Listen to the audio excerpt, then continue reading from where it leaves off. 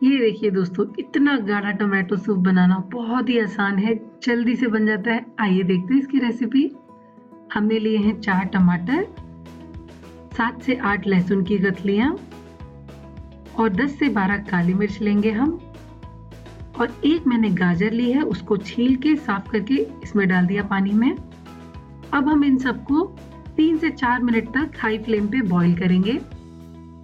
हमें तब तक बॉईल करना है जब तक हमें दिखे कि टमाटो की स्किन जो है वो अलग हो चुकी है। बॉईल हो गया, अब इनको अलग निकाल लेते हैं। ये देखिए, टमाटर की स्किन इस तरह से फट चुकी है। तो बस हमें एक काम करना है, ये टमाटर की स्किन ऊपर से निकाल देनी है इस तरह से। बस यही हमारा इसमें वेस्टेज होगा और कुछ भी हम वेस्ट नहीं करेंगे, बाकी पूरा हमारा टमाटो सूप हाल बन जाएगा।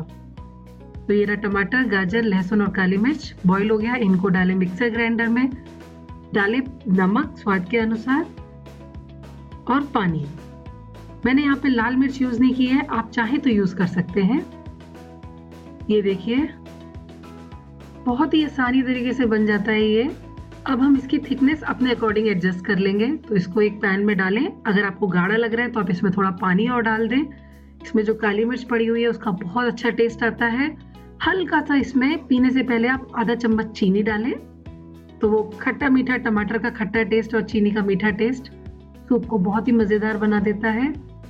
लास्ट में आप अपनी पसंद के क्रोटॉन्स इसमें डालें, या मटर डाल सकते हैं, या सोयाबीन्स की छोटी छोटी बरी डाल सकते हैं और सूप को गर्मा गर्म एंजॉय करें। Have a good day, bye bye.